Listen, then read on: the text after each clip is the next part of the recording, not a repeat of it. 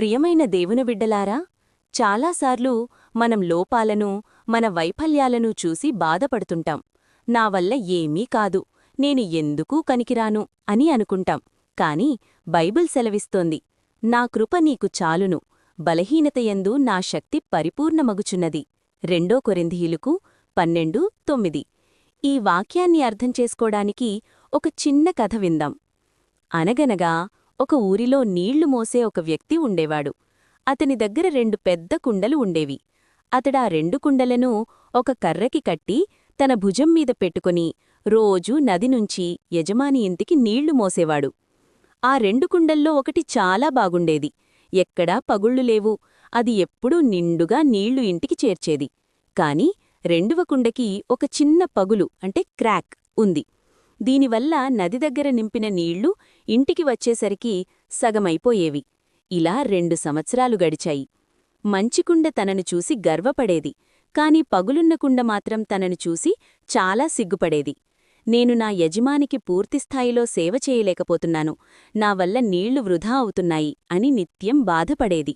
ఒకరోజు ఆ పగులున్న కుండ ఆ నీళ్లు మోసే వ్యక్తితో ఇలా అంది, నన్ను క్షమించండి యజమానీ, నాకున్న ఈ పగులు వల్ల మీరు కష్టపడి మోస్తున్నా సగం నీళ్లు దారిలో కారిపోతున్నాయి. నా వల్ల మీకు శ్రమే తప్ప ఫలితం లేదు. అప్పుడా వ్యక్తి చిరునవ్వుతో ఇలా అన్నాడు, నీవు బాధపడకు, మనం ఇంటికి వెళ్లే దారిలో నీవున్న వైపున ఉన్న పూల మొక్కలను ఎప్పుడైనా గమనించావా? ఆ కుండ ఆశ్చర్యంగా చూసింది.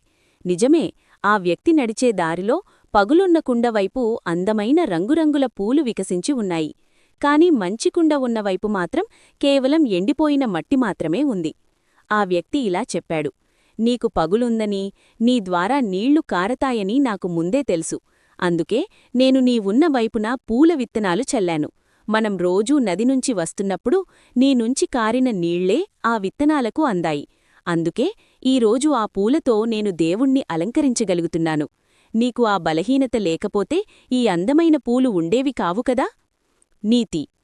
చూశారా, మనకు లోపాలున్నాయని మనం బాధపడవచ్చు, కాని దేవుడు మన బలహీనతలను కూడా తన మహిమ కోసం వాడుకుంటాడు. మనం విరిగిన కుండలమే కావచ్చు, కాని దేవుని చేతిలో ఉన్నంతకాలం మన ద్వారా ఆయన అద్భుతాలు జరిగిస్తాడు.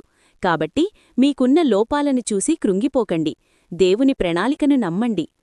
ఆయన తన కార్యమును మన ద్వారా సంపూర్ణం చేస్తాడు.